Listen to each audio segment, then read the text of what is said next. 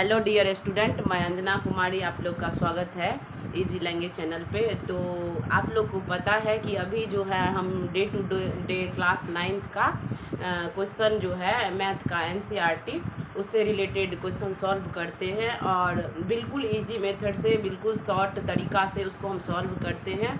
तो उसमें जहाँ पे आप लोग को लगे कि हमको यहाँ पे सुधार करना है तो कमेंट में लिखें और हम अपने तरफ से उसको पूरी कोशिश ज़रूर करेंगे।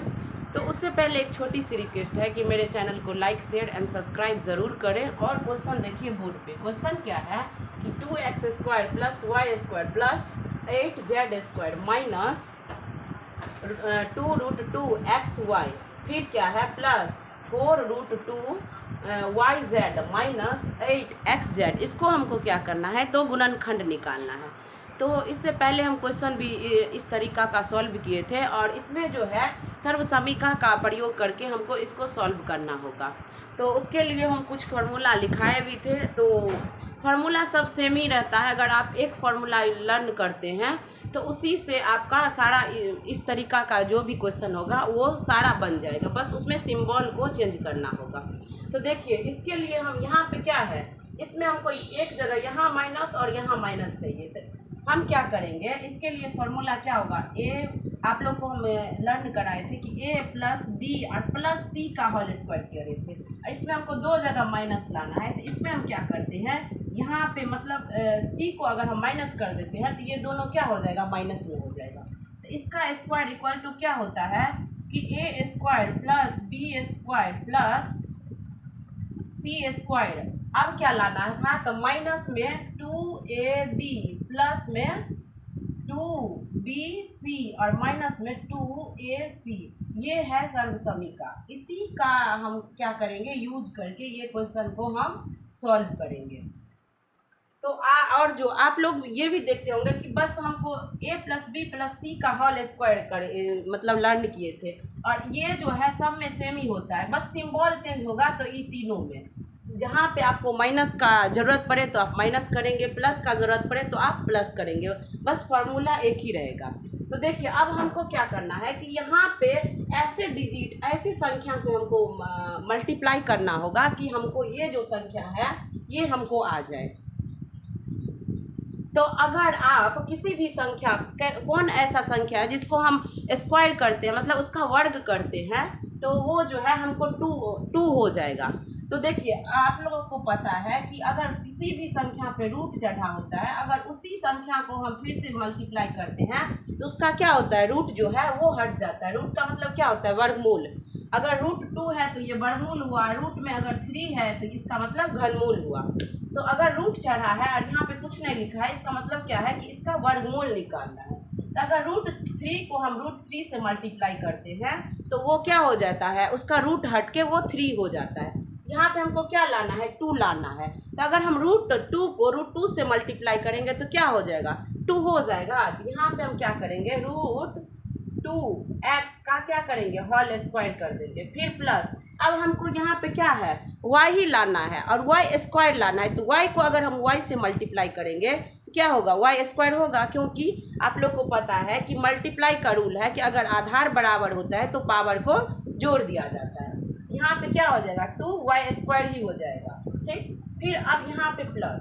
अब क्या है, यहाँ पे 8 है। अब 8 तो किसी संख्या का स्क्वायर होता नहीं है, तो 8 का जो हम वर्गमूल निकालते हैं अभाज्य गुणनखंड विधि से, तो ऐसे हम निकाल सकते हैं। 2 से यहाँ पे 4 हो जाएगा, 2 से 2 हो जाएगा। तो इसका जोड़ा है, इसका नहीं है। इसका मतलब √2 को अगर हम 2 मतलब 2√2 को अगर हम स्क्वायर करेंगे, यहाँ पे z है, इसका हम स्क्वायर करेंगे तो हमको क्या हो जाएगा, 8 प्राप्त हो जाएगा, जो कि हमको यहाँ पे 8z लाना था। और 8z हमको अगर 2√2 को हम स्क्वायर करेंगे तो 8 हो जाता है और z को z से मल्टीप्लाई करेंगे तो z² हो जाता है। अब यहाँ पे क्या है, माइनस।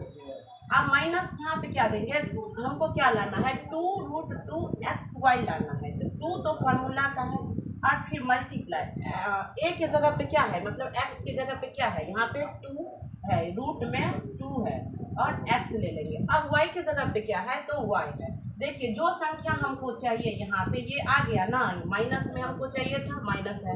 यहाँ पे 2√2 है, 2 2√2, इसको मल्टीप्लाई करेंगे तो आ जाएगा। एक्स वाई है तो एक्स वाई आ गया। अब यहाँ तक कंप्लीट हो गया। अब यहाँ पे लेना है तो प्लस लेंगे और ये जो 2 है ये फॉर्मूला वाला 2 है, देखिए सब में 2 है ना, वही 2 लिए। अब क्या है वाई जेड, तो वाई के जगह पे क्या है वाई ही है। अब मल्टीप्लाई जेड के जगह पे क्या है 2√2 जेड है, ठीक। अब देखिए इसको मल्टीप्लाई करेंगे तो ये संख्या हमको आ जाएगा। 2 को 2 से करेंगे 4 और √2 यानी कि 4√2 वाई जेड।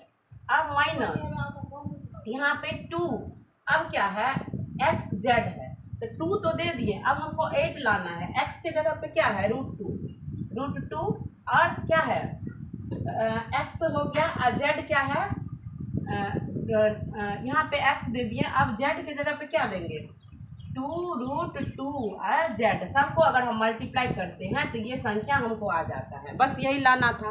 अब हम इसको क्या करते हैं, देखिए यहाँ पे भी स्क्वायर है, यहाँ पे भी स्क्वायर, यहाँ पे भी स्क्वायर है। इसको हम ऐसे लिख सकते हैं √2x प्लस वाई और प्लस 2√2 जेड। इसको हम होल स्क्वायर तो लिख सकते हैं क्योंकि सब पे स्क्वायर है।